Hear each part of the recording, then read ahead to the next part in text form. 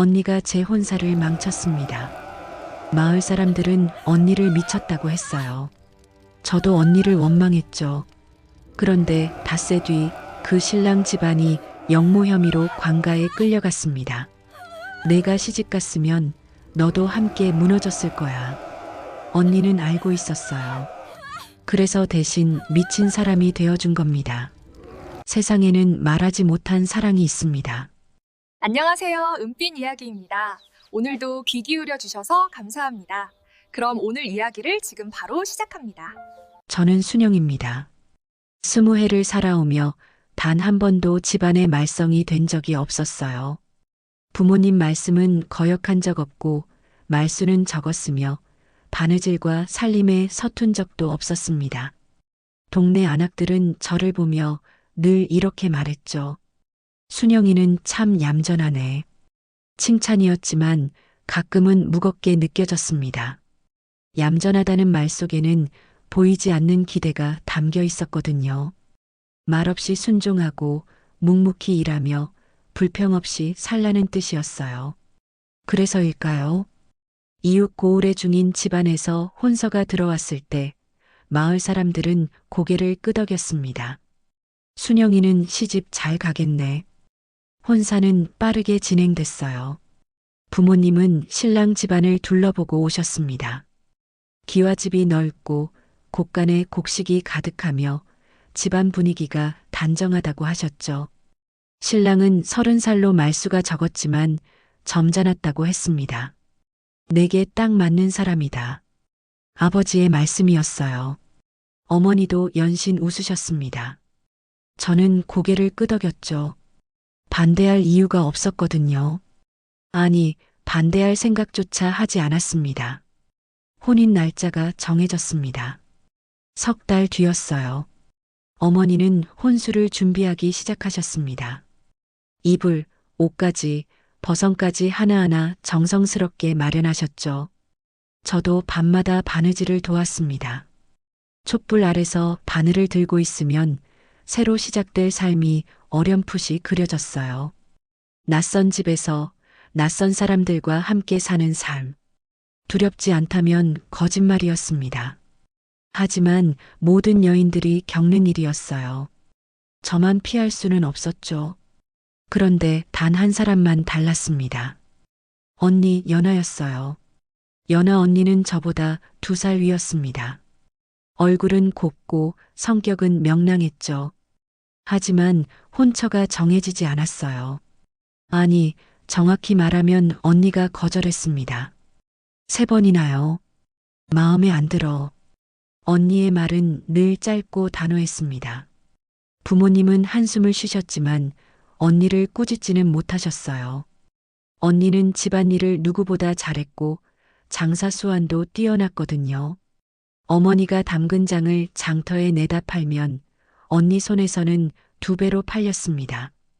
그런 언니가 제 혼사 소식을 듣고는 묘한 표정을 지었어요. 기쁜 것 같기도 하고 슬픈 것 같기도 했습니다. 축하해, 순영아. 고마워요, 언니. 행복할 거야. 언니는 제 어깨를 토닥였습니다. 손길이 따뜻했어요. 하지만 눈빛은 어딘가 먼 곳을 보고 있었습니다. 그날 밤 언니 방에서 작은 소리가 들렸어요. 귀를 기울이니 흐느끼는 소리였습니다. 저는 일어나 언니 방문 앞에 섰죠. 문을 두드릴까 망설였어요. 하지만 용기가 나지 않았습니다. 다음 날 아침 언니는 언제 그랬냐는 듯 환하게 웃었습니다. 밥상을 차리며 노래까지 불렀어요. 저는 그 모습을 보며 안도했습니다. 제가 잘못 들은 거라고 생각했죠. 혼수 준비는 계속됐습니다. 이불보에 술을 놓고 버선을 깁고 댕기를 다듬었어요. 매일 밤 새로운 삶을 그려보며 잠들었습니다. 시집 가면 어떤 일들이 벌어질까요? 시어머니는 엄하실까요? 시누이는 있을까요? 남편은 저에게 어떻게 대할까요? 질문들이 꼬리를 물었습니다. 하지만 답은 아무도 알려주지 않았어요. 그저 시집 가면 알게 될 거라고만 했죠. 저는 그 답들을 기다리며 조용히 혼인날을 준비했습니다. 모든 게 순조로웠어요. 단 한 가지, 언니의 눈빛만 빼고요. 혼사 이야기가 본격적으로 오가기 시작하면서 언니의 태도가 달라졌습니다. 처음에는 미세한 변화였어요. 밥을 먹다가 젓가락을 멈추거나 대화 중에 갑자기 말을 잃는 일이 잦아졌죠. 그러다가 어느 날 저녁이었습니다. 부모님과 함께 혼례 일정을 이야기하고 있을 때였어요. 언니가 갑자기 입을 열었습니다. 그 집안 다시 알아봐야 해요. 방안이 조용해졌습니다. 아버지가 언니를 보셨어요. 눈빛이 의아했죠. 무슨 소리냐? 다시 알아보시라고요. 제대로. 언니의 목소리는 떨렸지만 단호했습니다. 저는 언니를 쳐다봤어요. 무슨 말을 하려는 건지 알 수 없었죠. 연아야, 혼처는 이미 정해졌다. 예단도 오갔고 어머니가 난처한 표정으로 말씀하셨습니다. 하지만 언니는 물러서지 않았어요. 그래도 다시 확인해야 합니다. 그 집안이 뭐가 어쨌다는 거냐? 아버지의 목소리가 높아졌습니다. 언니는 입술을 깨물었어요. 무언가 말하려다가 참는 것 같았죠. 아무것도 아니에요. 결국 언니는 그렇게 말하고 방을 나갔습니다. 뒷모습이 쓸쓸했어요. 저는 언니를 따라가려다가 멈췄습니다. 부모님의 시선이 느껴졌거든요. 그날 밤부터 언니는 이상해졌습니다. 잠을 제대로 자지 못했어요. 새벽마다 마루에 나와 앉아 있었죠. 달빛 아래 언니의 얼굴은 창백했습니다. 저는 어느 날 밤 언니에게 다가갔어요. 언니는 무릎을 안고 앉아 하늘을 올려다보고 있었습니다. 언니, 무슨 일 있어요? 없어. 있잖아요. 요즘 이상해요. 언니는 저를 돌아봤습니다. 눈가가 붉었어요. 울었던 것 같았죠. 순영아, 너는 그 사람 얼굴 본 적 있어? 신랑 말인가요? 아니요. 아직 못 봤어요. 그럼 목소리는? 그것도 못 들었어요. 왜요? 언니는 대답하지 않았습니다. 고개를 돌려 다시 하늘을 봤어요. 별이 총총했습니다. 언니, 대체 무슨... 아무것도 아니야. 그냥 걱정돼서. 언니의 목소리는 작았습니다. 하지만 그 안에 담긴 무게는 무거웠어요. 저는 더 묻지 못했습니다. 다음 날부터 언니는 자주 외출했습니다. 장에 간다고 했지만 빈손으로 돌아올 때가 많았어요. 얼굴은 지쳐 있었고 눈빛은 흔들렸죠. 언니, 어디 다녀왔어요? 응, 그냥 바람 쐬러. 언니는 제 질문을 피했습니다. 무언가 숨기고 있다는 게 분명했어요. 하지만 저는 캐묻지 않았습니다. 언니도 할 말이 있으면 하겠지 싶었죠. 시간은 빠르게 흘렀습니다. 혼례까지 열흘이 남았어요. 혼수는 거의 다 준비됐고 집안은 분주했습니다. 친척들이 하나둘 모여들기 시작했죠. 그런데 언니는 점점 더 말이 없어졌습니다. 식사 시간에도 거의 입을 열지 않았어요. 밤에는 여전히 마루에 나와 앉아 있었죠. 어느 날 저녁, 저는 언니 방에 들어갔습니다. 언니는 창가에 서서 밖을 내다보고 있었어요. 언니, 응, 제가 뭘 잘못했나요? 언니가 고개를 돌렸습니다. 눈이 커졌어요. 무슨 소리야? 언니가 요즘 저한테 말을 안 해요. 뭔가 화난 것 같기도 하고. 언니는 다가와 제 손을 잡았습니다. 손이 차가웠어요. 아니야. 내 잘못이 아니야. 그럼 뭐예요? 왜 이러는 거예요? 언니는 한참을 말이 없었습니다. 그러다가 작게 중얼거렸어요. 지키고 싶어서. 뭐요? 너를. 저는 언니를 똑바로 봤습니다. 언니의 눈에 눈물이 맺혀 있었어요. 하지만 흘리지는 않았습니다. 꾹 참고 있었죠. 언니, 무슨 일인지 말해줘요. 아직은 안 돼. 확실하지 않아. 확실하지 않은 게 뭐예요? 언니는 고개를 저었습니다. 더 이상 말하지 않았어요. 저는 답답했지만 더 물을 수 없었습니다. 그렇게 며칠이 또 지났습니다. 혼례를 사흘 앞둔 날이었어요. 그날 아침 언니가 집을 나갔습니다. 일찍부터 나가서 해가 질 때까지 돌아오지 않았어요. 어머니는 걱정하셨고 아버지는 화가 나신 것 같았죠. 해가 완전히 진 뒤에야 언니가 돌아왔습니다. 옷이 흙먼지로 더러워져 있었고 머리카락도 흐트러져 있었어요. 얼굴은 창백했지만 눈빛만은 이상하게 또렷했습니다. 연화야, 어디 갔다 온 거냐? 아버지가 다그치셨습니다. 언니는 숨을 고르고 나서 말했어요. 아버지, 어머니, 그리고 순영아. 할 말이 있어요. 언니의 목소리는 떨렸지만 단단했습니다. 저는 가슴이 철렁 내려앉았어요. 무슨 일이 벌어질 것 같은 예감이 들었죠. 무슨 말이냐? 순영이 혼사. 취소해야 합니다. 방안이 얼어붙었습니다. 어머니는 놀라 입을 막으셨고 아버지는 벌떡 일어나셨어요. 저는 그저 언니를 멍하니 쳐다볼 뿐이었습니다. 이 무슨 미친 소리냐? 아버지의 목소리가 방을 울렸습니다. 하지만 언니는 흔들리지 않았어요. 미친 소리가 아닙니다. 제가 확인했어요. 그 집안은 언니가 말을 이으려는 순간 대문 두드리는 소리가 들렸습니다. 모두가 그쪽을 돌아봤어요. 사건이 벌어지려는 참이었습니다. 대문을 두드리는 소리가 다시 울렸습니다. 아버지가 나가셨어요. 곧 낯선 목소리가 들려왔습니다. 혼례 일정을 확인하러 왔습니다. 신랑 집에서 보낸 중매인이었습니다. 아버지는 당황하신 표정으로 그를 안으로 모셨어요. 중매인은 50 남짓한 사내였습니다. 얼굴에는 웃음이 가득했죠. 사흘 뒤면 좋은 날이지요.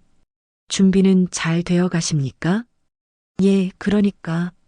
아버지가 말을 잇지 못하셨습니다. 언니가 앞으로 나섰어요. 중매인을 똑바로 봤습니다. 이 혼사 하면 안 됩니다. 언니의 목소리가 방 안을 울렸습니다. 중매인의 얼굴에서 웃음이 사라졌어요. 어머니는 창백해지셨고 아버지는 언니를 노려보셨죠. 연화야, 당장 입 닥쳐라. 안 됩니다. 순영이는 그 집에 가면 안 돼요. 언니는 물러서지 않았습니다. 중매인이 인상을 찌푸렸어요. 무슨 말씀이십니까? 혼서가 오간 마당에 그 집 신랑 이미 혼인한 적 있지 않습니까? 순간 방 안이 얼어붙었습니다. 중매인의 얼굴이 굳었어요. 저는 숨이 막혔습니다. 그건 중매인이 말을 더듬었습니다. 언니는 한 걸음 더 다가갔어요. 전처가 1년 만에 죽었다고 들었습니다. 그것도 의문사로. 헛소문입니다. 병으로 돌아가신 거요. 병이라면 무슨 병입니까? 왜 아무도 그 병 이름을 말하지 않죠? 언니의 목소리는 날카로웠습니다. 중매인은 얼굴이 붉어졌어요. 이게 무슨 망발이냐? 집안의 체면을 무너뜨리려고. 체면보다 제 동생 목숨이 먼저입니다. 언니가 소리쳤습니다. 저는 그 자리에 얼어붙어 있었어요. 믿을 수 없었죠. 신랑에게 전처가 있었다니. 그것도 의문사라니. 아버지가 언니의 팔을 잡으셨습니다. 내 인연이 지금 무슨 짓을 하는 거냐? 사실을 말하는 겁니다. 그 집안은 뭔가 숨기고 있어요. 증거가 있나? 내 말대로 증거가. 언니는 품에서 종이 한 장을 꺼냈습니다. 떨리는 손으로 펼쳤어요. 이게 증거입니다.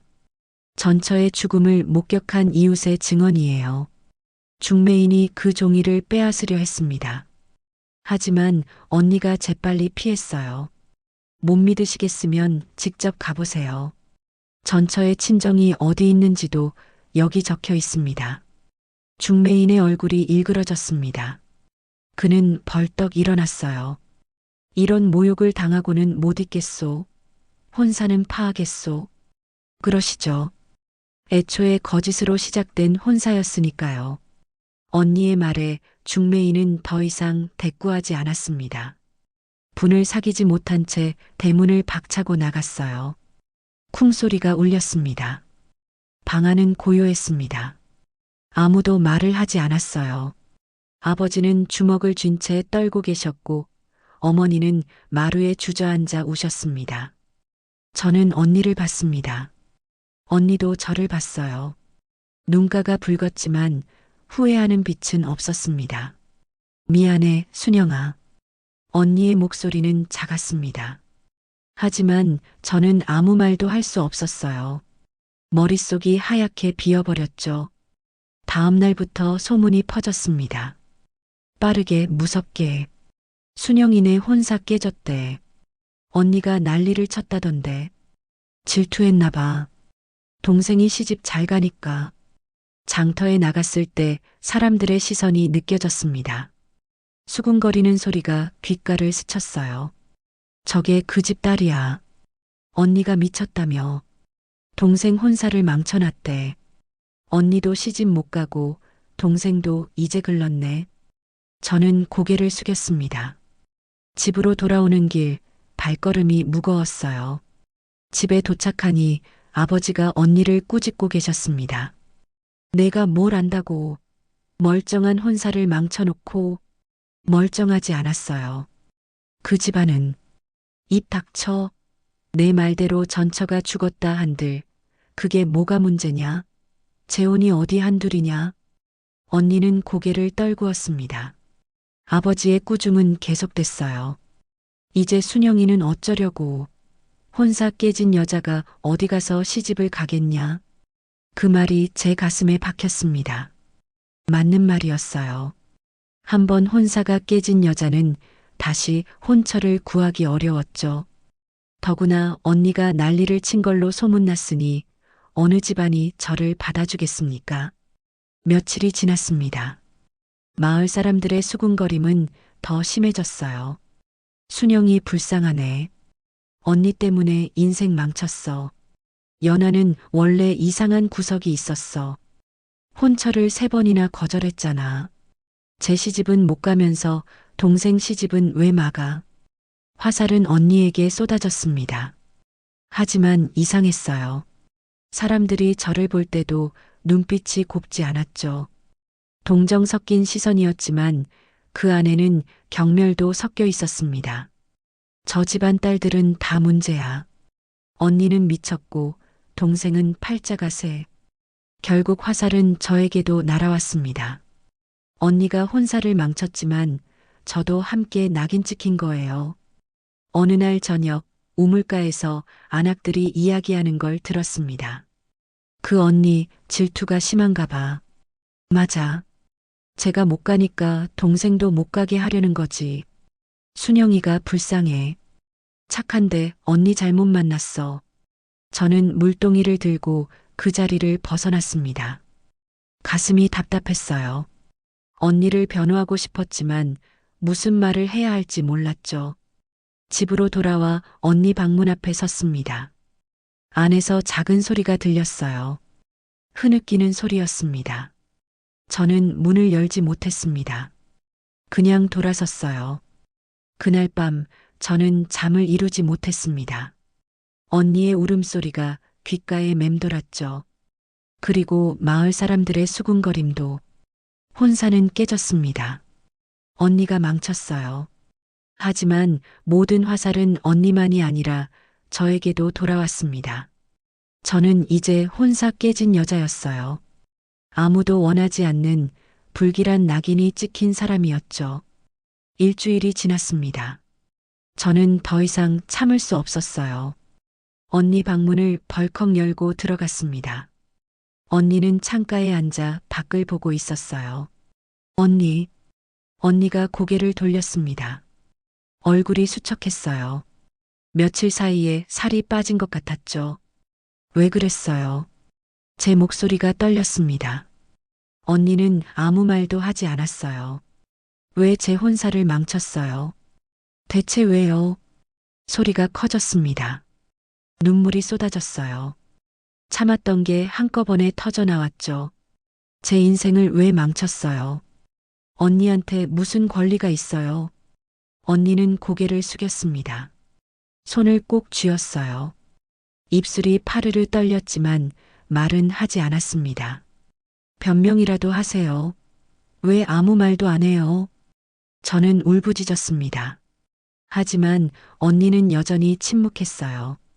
그저 고개만 더 깊이 숙일 뿐이었죠. 언니가 미워요. 정말, 정말 미워요. 말을 마치고 방을 나왔습니다. 뒤돌아보지 않았어요. 언니의 표정을 보고 싶지 않았죠. 다음 날부터 저는 언니를 피했습니다. 같은 방을 쓸 수 없어서 어머니께 말씀드렸어요. 어머니는 한숨을 쉬시며 제 짐을 다른 방으로 옮겨주셨죠. 순영아, 내 마음 이해한다. 어머니의 목소리는 지쳐 있었습니다. 언니 일로 많이 힘드셨던 거예요. 밥상도 따로 받았습니다. 언니와 마주 앉기 싫었거든요. 언니도 제 뜻을 알았는지 제가 먹을 때는 방에서 나오지 않았어요. 부모님의 태도도 달라졌습니다. 특히 아버지는 언니를 거의 말씀하지 않으셨어요. 언니가 지나가도 못 본 척 하셨죠. 어머니도 마찬가지였습니다. 꼭 필요한 말만 하셨어요. 밥 먹어라. 설거지해라. 그뿐이었습니다. 따뜻한 말은 없었어요. 마을 사람들은 더 냉정했습니다. 언니가 우물가에 가면 사람들이 슬금슬금 자리를 떴어요. 장터에서도 마찬가지였죠. 아무도 언니와 이야기하지 않았습니다. 저 여자 때문에 동생 인생 망쳤어. 질투가 무섭긴 무섭네. 미친 게 분명해. 멀쩡한 혼사를 왜 망쳐? 수군거림이 언니의 뒤를 따랐습니다. 언니는 그 말들을 듣고도 아무 반응 없이 걸어갔어요. 등이 굽어 보였습니다. 저도 마을 사람들을 피하게 됐습니다. 사람들이 저를 볼 때마다 동정 어린 눈빛을 보냈거든요. 그 시선이 견딜 수 없었어요. 순영아, 괜찮니? 언니 때문에 고생이 많겠다. 다른 혼처 알아보고 있니? 친절한 말이었지만 듣기 싫었습니다. 모두 언니를 탓하는 말들이었으니까요. 괜찮습니다. 저는 짧게 대답하고 자리를 피했어요. 사람들과 마주치는 게 두려웠죠. 한 달이 흘렀습니다. 언니는 점점 더 말이 없어졌어요. 밥도 제대로 먹지 않았습니다. 얼굴은 창백했고 눈빛은 흐려졌죠. 어느 날 어머니가 걱정스럽게 말씀하셨습니다. 연하가 많이 수척해졌구나. 그럴 만도 하죠. 혼사를 망쳐놓고. 제 대답은 차갑했습니다. 어머니는 한숨만 쉬셨어요. 그런데 이상한 일이 벌어졌습니다. 혼사 파기 후 2달쯤 지났을 때였어요. 신랑 집 쪽에서 소식이 들려왔습니다. 신랑이 갑자기 집을 나갔다는 거였죠. 아무 말 없이 사라졌다고 했습니다. 이상하네. 왜 갑자기? 마을 사람들이 수군거렸습니다. 저도 궁금했어요. 하지만 언니는 그 소식을 듣고도 아무 반응이 없었죠. 며칠 뒤 더 놀라운 소문이 들렸습니다. 신랑 집안에서 오래된 비밀이 드러났다는 거예요. 전처가 정말로 의문사했다는 겁니다. 집안 사람들의 학대를 견디다 못해 스스로 목숨을 끊었다고 했죠. 마을이 술렁거렸습니다. 연하가 한 말이 사실이었네. 그럼 순영이를 구한 거잖아. 어머, 그럼 우리가 잘못 본 거야? 사람들의 태도가 조금씩 바뀌었습니다. 하지만 여전히 언니를 대하는 건 조심스러웠어요. 한번 찍힌 낙인은 쉽게 지워지지 않았죠. 저는 그 소식을 듣고 혼란스러웠습니다. 언니가 옳았던 걸까요? 정말 저를 구하려 한 걸까요? 하지만 쉽게 용서되지 않았습니다. 언니가 미리 말해줬다면, 제대로 설명했다면 이렇게까지 되지는 않았을 테니까요. 저는 여전히 언니를 피했습니다. 마주치지 않으려 애썼어요. 언니도 저를 찾지 않았습니다. 그렇게 우리는 한 집에 살면서도 남보다 먼 사이가 됐죠. 어느 날 밤 어머니가 저를 부르셨습니다. 순영아, 네 어머니, 언니한테 가봐라. 많이 아픈 것 같구나. 저는 고개를 저었습니다. 싫어요. 그래도 어머니가 가세요. 저는 안 가요. 어머니는 한숨을 쉬며 언니 방으로 가셨어요. 저는 그 뒷모습을 보며 죄책감을 느꼈습니다. 하지만 발걸음이 떨어지지 않았어요. 다음 날 새벽 언니 방에서 신음소리가 들렸습니다. 어머니가 황급히 의원을 불렀어요. 의원은 언니를 살펴보고는 고개를 저었습니다. 몸과 마음이 모두 상했습니다. 푹 쉬어야 해요. 하지만 언니는 쉬지 못했습니다. 집안일은 여전히 해야 했고 마을 사람들의 시선도 피해야 했죠. 언니는 점점 더 말라갔어요. 저는 그 모습을 보면서도 외면했습니다. 언니 때문에 제 인생이 망가졌다는 생각뿐이었으니까요. 혼처는 잃었고 언니는 사람을 잃었습니다. 우리는 서로 등을 돌린 채 시간을 보냈어요. 그렇게 겨울이 깊어갔습니다. 집안은 차갑고 마음도 얼어붙었죠. 혼사가 깨진 지 닷새째 되던 날이었습니다. 아침부터 마을이 시끄러웠어요. 관가에서 나온 관리들이 길을 지나갔습니다. 말을 탄 포졸들도 보였죠. 저는 우물가로 물을 길러 갔습니다. 안악들이 모여서 수군거리고 있었어요. 큰일 났다던데. 어느 집안이요? 저번에 혼담 오갔던 그 집안 말이야. 귀가 번쩍 뜨였습니다. 저는 물동이를 내려놓고 그들에게 다가갔어요. 무슨 일입니까? 안악 하나가 저를 보더니 눈을 크게 떴습니다. 순영이 아니니 너랑 관련된 일이야. 저와요? 그래. 내가 시집갈 뻔했던 그 집안 말이야. 가슴이 철렁 내려앉았습니다. 다른 안악이 목소리를 낮춰 말했어요. 조사받는다더라. 관가에서. 왜요? 무슨 일인데요? 영모에 연루됐대. 순간 숨이 막혔습니다. 영모라니. 그 말만으로도 온몸이 얼어붙었어요. 그리고 장부가 나왔다던데. 뇌물 주고받은 기록이. 안악들의 이야기는 계속됐습니다. 신랑 집안이 관가의 곡식을 빼돌렸다는 거였어요. 몇 년에 걸쳐 장부를 조작했다고 했죠. 그것도 영모를 꾀하는 무리들과 손을 잡고요. 저는 그 자리에 얼어붙어 있었습니다. 믿을 수 없었어요. 제가 시집갈 뻔했던 집안이 그런 일에 연루됐다니. 천만다행이다. 내가 안 갔잖아. 한 안악이 제 어깨를 두드렸습니다.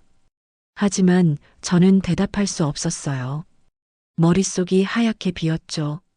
집으로 돌아오는 길, 다리가 후들거렸습니다. 대문을 열고 들어서니 어머니가 마당에 계셨어요. 얼굴이 창백했습니다.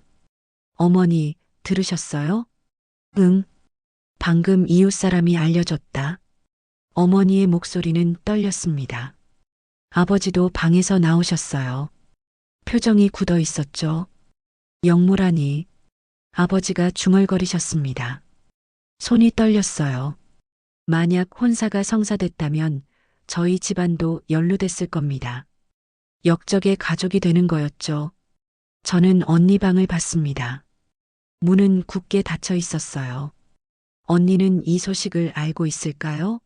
아니, 어쩌면 진작부터 알고 있었을지도 몰랐습니다. 그날 저녁 마을 어귀에 방이 붙었습니다. 관가의 공문이었어요. 사람들이 몰려들어 읽었죠. 신랑 집안의 가장이 체포됐다고 했습니다. 영모 혐의와 장부 조작 혐의였어요. 함께 연루된 사람들도 줄줄이 잡혀갔다고 했죠. 마을은 술렁거렸습니다. 그런 집안이었구나. 겉으로는 멀쩡해 보였는데 순영이네 집안 큰 화를 면했네. 사람들의 시선이 저에게 쏟아졌습니다. 이번엔 동정이 아니었어요. 놀람과 안도가 섞인 눈빛이었죠. 연아가 어떻게 알았을까? 그것 참 신기한 일이야. 혼사를 막은 게 잘한 거였네. 수군거림이 달라졌습니다. 언니를 향한 비난이 조금씩 수그러들었어요. 대신 궁금증이 커졌죠.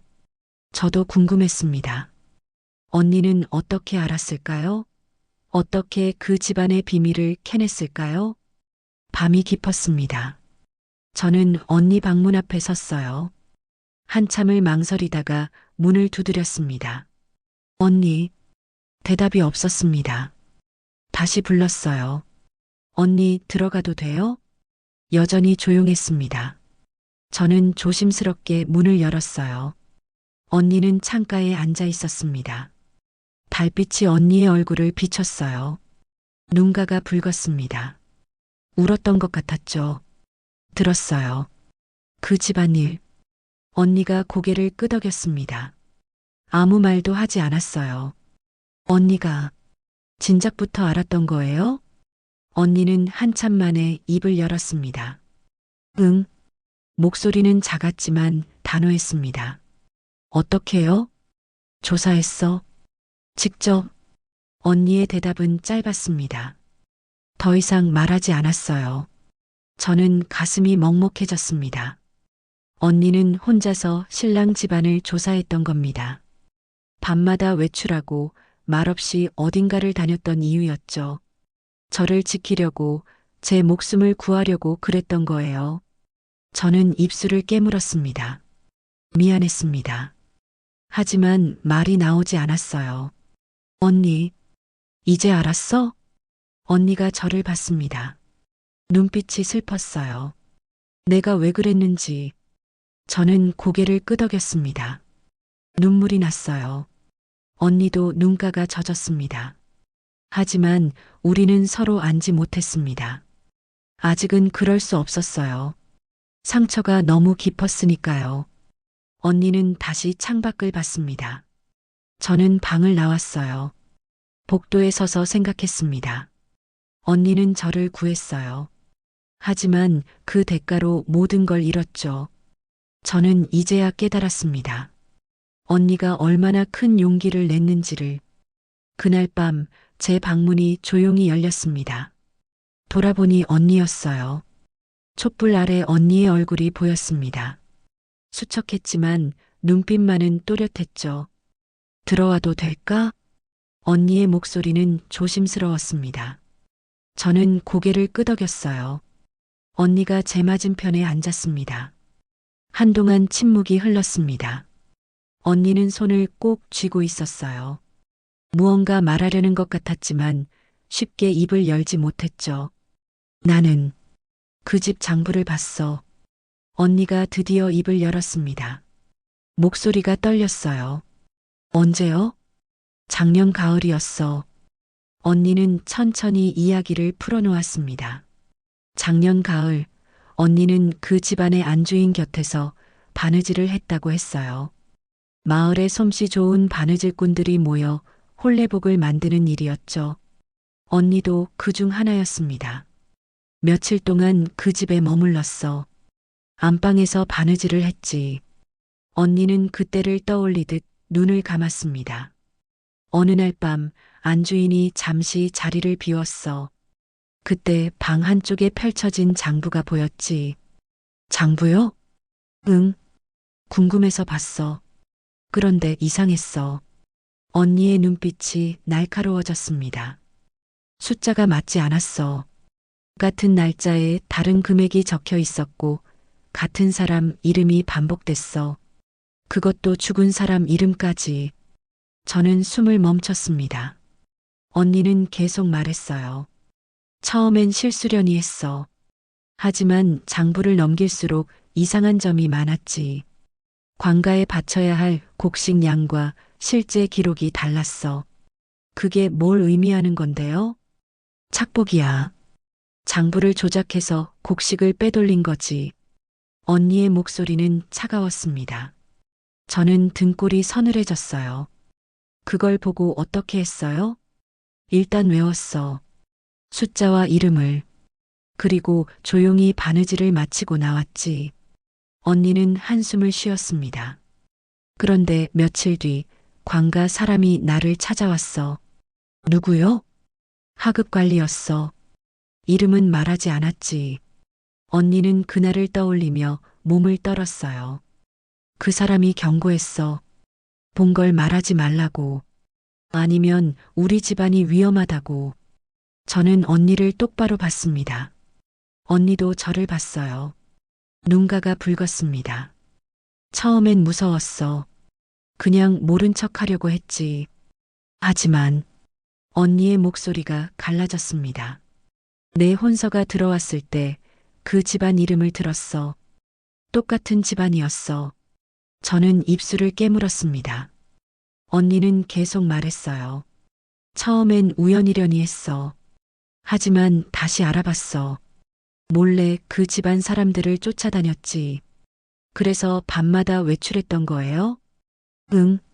관가 근처를 돌았어. 그 집안 사람들이 누구를 만나는지 봤어. 언니는 눈을 감았습니다. 그리고 알았어. 그들이 영모를 꾀하는 무리와 연결돼 있다는 걸. 제 가슴이 철렁 내려앉았습니다. 언니는 혼자서 그 모든 걸 알아냈던 거예요. 위험을 무릅쓰고요. 내가 시집가면 너도 그 장부 속 이름이 될 거였어. 언니의 목소리는 떨렸지만 단호했습니다. 영모에 연루된 집안의 며느리가 되는 거야. 그럼 너도 함께 무너지는 거지. 저는 아무 말도 할 수 없었습니다. 언니는 저를 똑바로 봤어요. 내가 나를 미워하는 건 견딜 수 있었어. 마을 사람들이 손가락질하는 것도 참을 수 있었어. 언니의 눈에 눈물이 맺혔습니다. 하지만 흘리지는 않았어요. 하지만 내가 같이 무너지는 건 못 견디겠더라. 언니의 목소리가 끊어졌습니다. 저는 눈물이 쏟아졌어요. 참았던 게 한꺼번에 터져 나왔죠. 언니, 미안해.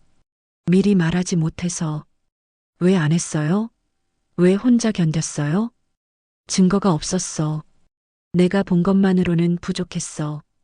그래서 확실하게 알 때까지. 언니는 말을 잇지 못했습니다. 저는 언니에게 다가갔어요.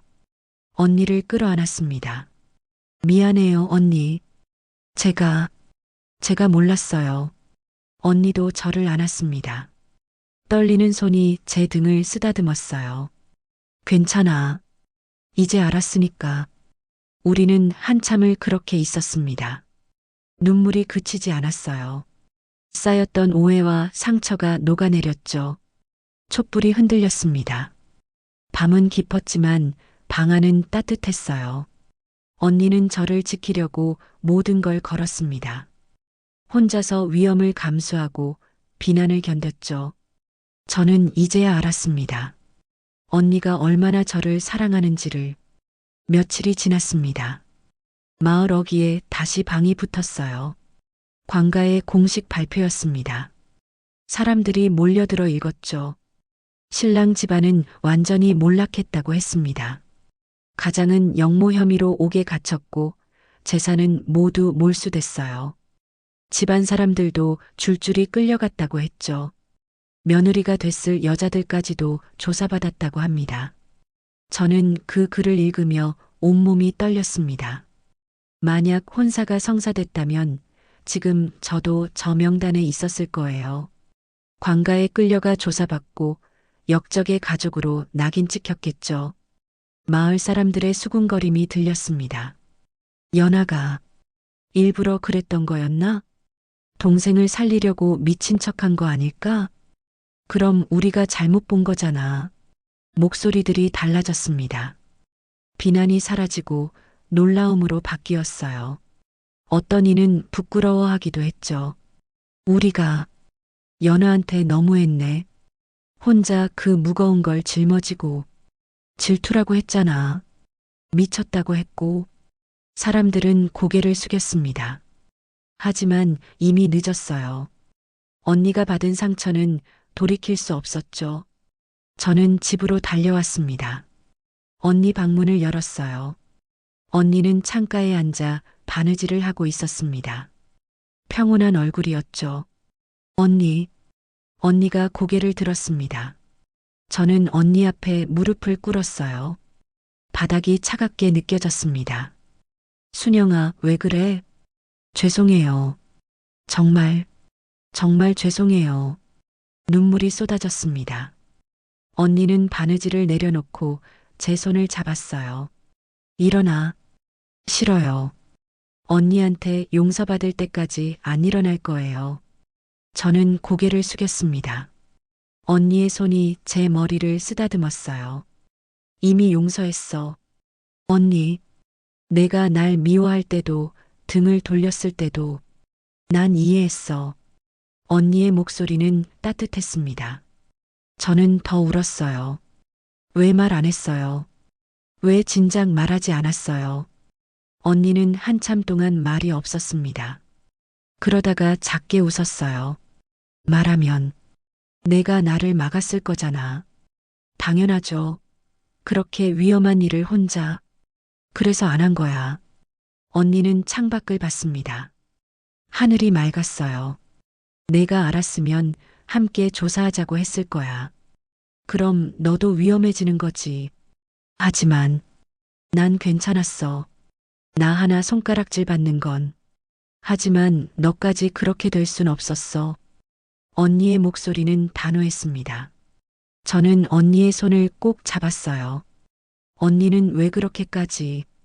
넌 내 동생이니까. 언니는 저를 봤습니다.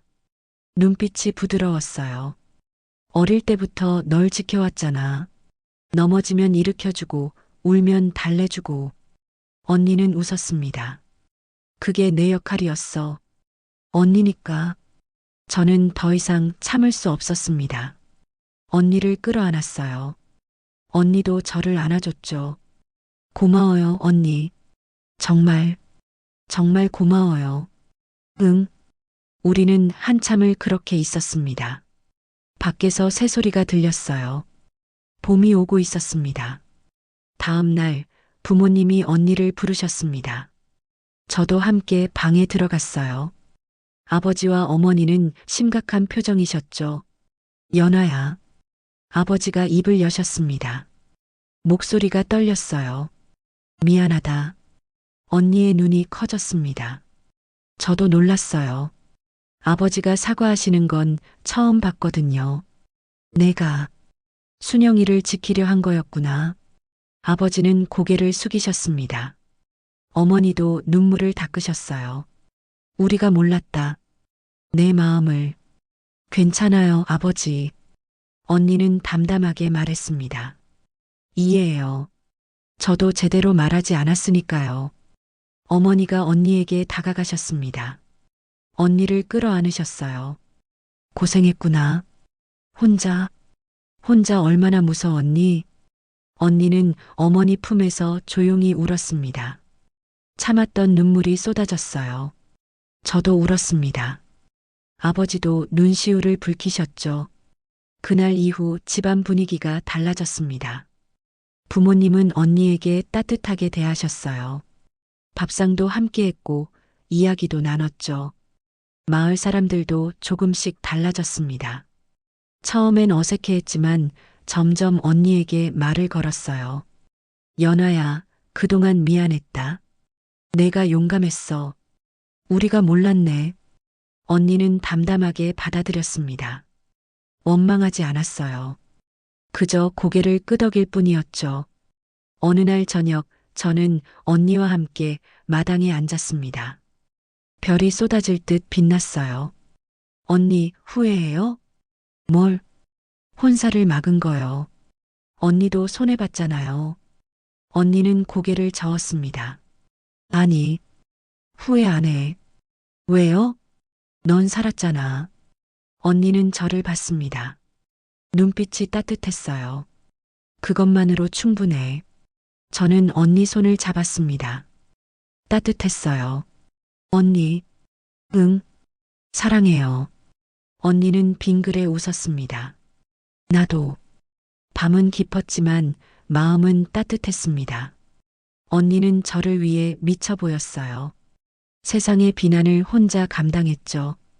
그 모든 게 저를 지키기 위해서였습니다. 언니니까, 동생을 사랑하니까. 저는 이제 압니다.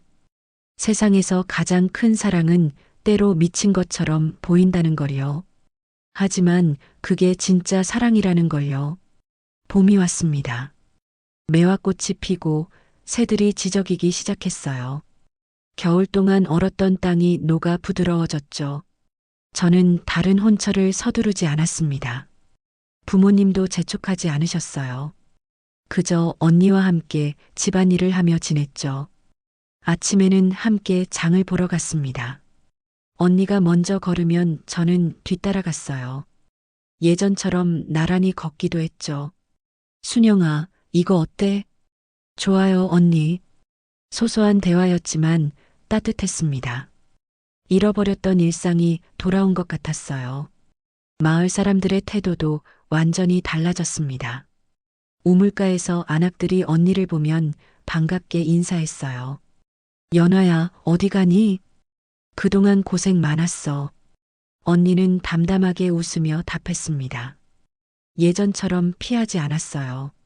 어느 날 저녁, 이웃집 할머니가 찾아오셨습니다. 손에는 떡을 들고 계셨죠.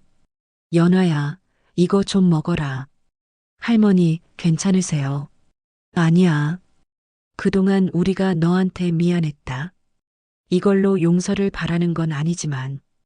할머니는 눈시울을 붉히셨어요. 언니는 떡을 받으며 고개를 끄덕였습니다. 괜찮아요, 할머니. 이해해요. 마을 사람들은 이제 언니를 다르게 불렀습니다. 그 집 언니는 대단한 사람이야. 동생을 위해 그런 선택을 하다니. 우리 딸도 저런 언니가 있었으면 좋겠어. 칭찬이 쏟아졌습니다. 하지만 저는 알았어요. 언니는 대단해서 그런 선택을 한 게 아니라는 걸요. 언니는 그저 동생을 살리고 싶었던 겁니다. 대신 욕을 먹고 대신 손가락질 받으면서도 저를 지켜낸 거였죠. 어느 날 오후 저는 언니와 마루에 나란히 앉았습니다. 햇살이 따뜻했어요. 언니, 응, 후회하지 않아요? 정말로? 언니는 고개를 저었습니다. 안 해. 여러 번 물어봐도 대답은 같아. 하지만 언니도 상처받았잖아요. 상처는 아물어. 하지만 내가 죽었다면 난 평생 후회했을 거야. 언니의 목소리는 단단했습니다. 저는 언니 손을 잡았어요. 고마워요. 그만 고맙다고 해. 귀에 못이 박히겠어. 언니가 웃었습니다. 저도 웃었어요. 그날 언니는 제 혼사를 망친 게 아니었습니다. 제 인생을 지켜낸 거였어요. 역적의 며느리가 되는 운명에서 저를 구해냈죠. 그리고 저는 이제 압니다. 세상에는 말하지 못한 사랑이 있다는 걸요. 큰 소리로 외치지 않아도, 화려하게 드러내지 않아도 묵묵히 지켜주는 사랑이 있다는 걸요. 언니의 사랑이 그랬습니다. 말없이 조용히 하지만 흔들림 없이 저를 지켰어요. 여름이 다가왔습니다. 어느 날 이웃 고을에서 혼서가 또 들어왔어요. 이번엔 제대로 된 집안이었습니다. 부모님은 조심스럽게 물으셨죠. 순영아, 내 생각은 어떠니? 저는 언니를 봤습니다. 언니도 저를 봤어요. 눈빛에 격려가 담겨 있었죠. 천천히 알아보고 싶어요. 그래, 그렇게 하자. 이번엔 서두르지 않았습니다. 신랑 집안을 꼼꼼히 알아봤어요. 언니도 함께 조사했죠. 우리는 함께였습니다. 가을이 왔습니다. 혼례 날짜가 잡혔어요. 이번엔 안심할 수 있었습니다. 언니가 함께 확인했으니까요. 혼례 전날 밤 언니가 제 방에 왔습니다. 손에는 작은 주머니를 들고 있었어요. 이거 뭐예요? 부적이야. 내가 만들었어. 주머니 안에는 천으로 만든 작은 부적이 들어 있었습니다. 언니의 바느질 솜씨가 담긴 거였죠. 평안하게 살라고. 저는 그 부적을 꼭 쥐었습니다. 눈물이 났어요. 언니도 행복해야 해요. 응, 너만 행복하면 나도 행복해. 언니는 웃었습니다. 저도 웃었어요. 다음 날, 저는 가마에 올랐습니다. 언니가 손을 흔들었어요. 저도 흔들었죠. 가마가 천천히 움직였습니다. 뒤돌아보니 언니가 서 있었어요. 작아지는 언니의 모습을 보며 생각했습니다. 언니는 제 인생을 지켜준 사람이에요. 세상의 비난을 대신 받고 혼자 어둠을 견뎌냈죠. 그 모든 게 저를 사랑했기 때문이었습니다. 저는 이제 압니다. 가장 큰 사랑은 때로 침묵 속에 있다는 걸요. 말하지 못하고 드러내지 못하지만 그 누구보다 깊고 진실한 사랑이요. 언니의 사랑이 그랬습니다. 그리고 저는 평생 그 사랑을 기억할 겁니다. 여기까지 은빛 이야기였습니다. 오늘의 이야기가 마음의 작은 여운으로 남았기를 바랍니다. 다음 이야기에서도 조용히 진심으로 찾아뵙겠습니다. 고맙습니다. 구독과 좋아요 부탁드립니다. 감사합니다.